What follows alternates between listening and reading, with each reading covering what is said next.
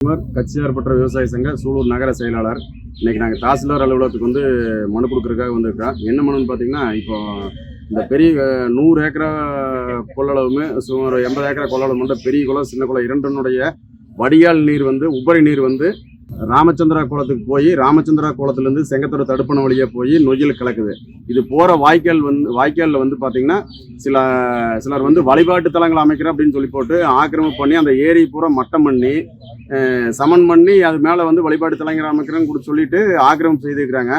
இது வந்து வருங்காலங்களில் வந்து பெருமழை பெய்தல் வந்து அந்த மிகப்பெரிய ஏரி அந்த ஏரியை உடைச்சு அவங்க இந்த மாதிரி செய்திருக்கிறாங்க. இதனால வந்து பெருமழை பெய்யுது அப்படின்னா மழை பெய்கிற காலம் வடவரத்தில் இருக்கிற அதுக்கு அடுத்து அப்படி இருக்கிற விவசாய நிலங்களுக்குள்ள மழை வெள்ளம் பூந்து அப்படின்னா மிகப்பெரிய ஆபத்து இருக்குது. விவசாய நிலங்கள் விவசாயிகள் பாதிப்படைவாங்க. இப்போ இந்த ஏரி குளங்கள்லாம் நீர்நிலைகளை ஆக்கிரமிப்பு கூடாதுன்னு நம்ம சட்டமே இருக்குது. ஹைகோர்ட் தீர்ப்பில் நிறையா தீர்ப்புகள் சொல்லிக்கிறாங்க. இந்த நிலையில் மறுபடியும் நம்ம சூலூர் எல்லைக்குட்பட்ட சூலூர் தாசில்தார் அலுவலகத்துக்கு பக்கமாகவே இருக்கிற இந்த நீர்நிலை வந்து ஆக்கிரமிப்பு தொடர்ந்து செய்துட்டு இருக்கிறாங்க. அது சம்பந்தமாக தாசில்தார்கிட்ட மனு கொடுத்துருக்குறா. தாசில்தார் வெளியூர் இருக்கிறனால நாளைக்கு வந்து நடவடிக்கை எடுக்கிறதா கூறியிருக்கிறாரு. இது சம்பந்தமாக நாங்கள் மாவட்ட ஆட்சியரையும் வந்து விவசாய குறைதீர்ப்பு கூட்டத்தில் அணுகி சொல்லிட்டு இருக்கிறோம்.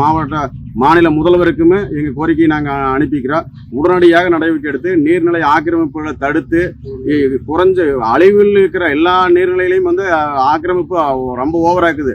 அழிவின் விளிம்பில் உள்ள நீர்நிலைகளை தயவு செய்து தமிழக அரசு போர்க்கால அடிப்படையில் நடவடிக்கை எடுத்து காப்பாற்றுமாறு தாழ்மையுடன் கேட்டுக்கொள்கிறோம்.